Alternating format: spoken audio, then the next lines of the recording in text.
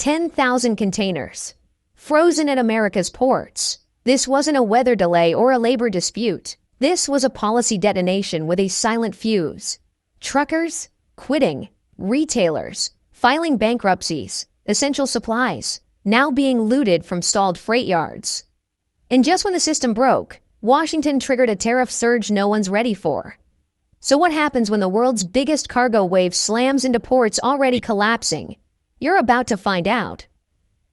On May 15, 2025, 10,000 containers sat idle at U.S. ports, not because of worker strikes or infrastructure failure, but due to tariff policy whiplash. According to Bloomberg, container bookings from China to the U.S. plummeted nearly 50% year-over-year, driven by weeks of punitive 145% tariffs imposed by the Trump administration.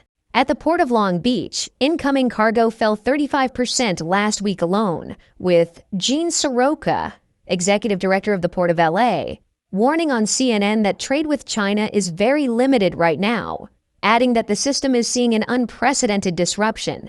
At one point on May 10th, not a single vessel left China bound for Southern California, a scenario unseen since the COVID-19 lockdowns. Yet even amid this paralysis, a new destabilizing surge is already building behind the curtain.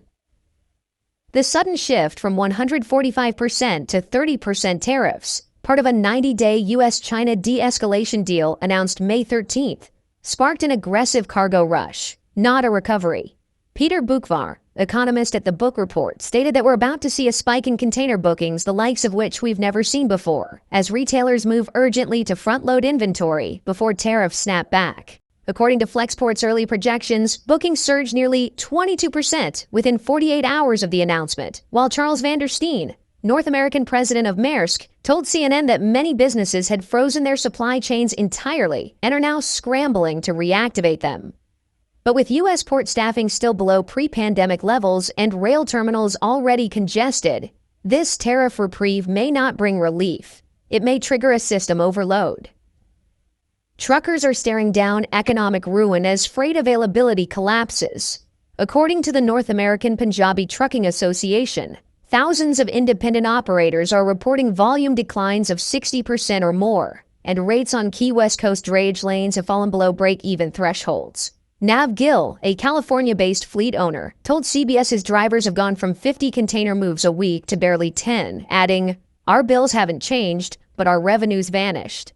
American Trucking Association's data shows owner-operator bankruptcies spiked 31% in April 2025, coinciding with the tariff spike. And the problem isn't isolated. Savannah, Charleston, and Houston are now seeing similar breakdowns in load dispatch. But what happens when goods finally arrive and there's no trucking force left to move them? Kansas City rail terminals, hundreds of miles from any port, have become choke points in a crisis they didn't cause. Over 2,000 containers have been stranded in local yards for more than 7 days, many carrying time-sensitive goods like school supplies, perishables, and medical equipment. The Wall Street Journal reports that backlogs in inland hubs are rising fastest in the Midwest, where terminals like Chicago's Global Fee and St. Louis's Trey Report average dwell times up 47% in just 2 weeks. Logistics analysts at DAT Freight and Analytics say misaligned container flows and delayed rail transfers are compounding the problem, with containers out of sync with chassis supply and driver availability. But the real threat isn't what's stuck, it's what's coming, and whether inland hubs will break under the next wave of cargo pressure. This didn't start at the docks, and it won't end at the rails. What we're watching now is the unraveling of a system that once ran like clockwork, and it's picking up speed.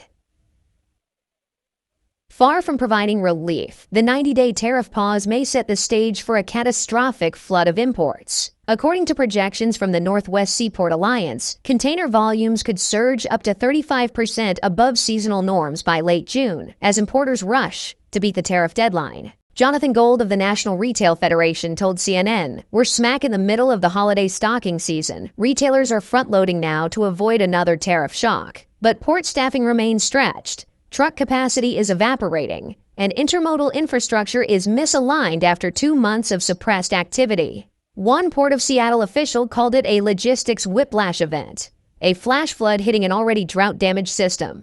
And with Chinese vessels now reactivated and over 1,000 scheduled to arrive in North America over the next 6 weeks, according to marine traffic data, the risk isn't slowdown. It's systemic failure. In theory, tariffs were meant to shield American industries. In practice, they've destabilized the very systems they were supposed to reinforce. Between April and May 2025, the U.S. imposed back-to-back duties peaking at 145%, which the U.S. Chamber of Commerce said resulted in unsustainable cost burdens for small businesses. According to data from Bloomberg, the average import cost of a 40-foot container from China surged from $2,150 to over $4,800, doubling logistics expenses in 6 weeks. For smaller importers, these tariffs weren't barriers. They were kill switches. A family-run furniture wholesaler in Savannah canceled all second quarter orders, citing a 93% increase in landed costs. And even the NRF warned that the disruptions caused by rapid tariff changes are undermining long-term planning for retailers. But while policymakers called this leverage, the logistics sector called it sabotage. And the next breakdown? It's no longer just about policy, it's about affordability at the checkout line. Shoppers may not see empty ports, but they'll feel it when essentials vanish or double in price. The National Retail Federation's May 2025 forecast projects a 20.6% drop in import volumes through July, with clothing and toy inventories expected to shrink by over 30%. Meanwhile, the Bureau of Labor Statistics reported that import-driven inflation pushed consumer electronics up 12.3% year over year. What's more alarming, the rising cost isn't due to scarcity alone. It's fueled by holding fees, storage penalties, and diverted shipping charges. According to Reuters, retailers are paying $80 per day in detention fees per stalled container, costs that compound over weeks of inactivity. While giants like Walmart can absorb the hit, thousands of independent retailers across Texas and Florida have already filed for bankruptcy in Q2 2025. One mid-sized importer told the Wall Street Journal, "Our margin disappeared overnight. Tariffs made it unprofitable to sell anything, but sticker shock isn't the only threat creeping in. There's something darker moving through the shadows of abandoned freight yards." With freight stuck in limbo, organized theft has surged. Container crime is up 40% year over year in Los Angeles and 36% in New Jersey, according to data from the National Cargo Security Council. Criminal networks are targeting idle ports, exploiting reduced staffing and delayed security patrols. In a May 2025 briefing, LAPD investigators confirmed that nearly $4 million worth of high-value cargo, primarily consumer electronics, cosmetics, and branded apparel, was stolen from 2 Los Angeles area terminals in under 3 weeks. Some freight companies are now hiring private armed guards to patrol stacked containers overnight. Others, facing rising insurance premiums, are abandoning recovery efforts altogether. The Port of Seattle reported 12 attempted breaches in April alone, triple the 2024 average. These aren't isolated incidents. They're a systemic symptom of breakdown, where misaligned logistics are now creating financial targets. But this unraveling isn't confined to theft or traffic. It's about the fragility of the system we've come to depend on.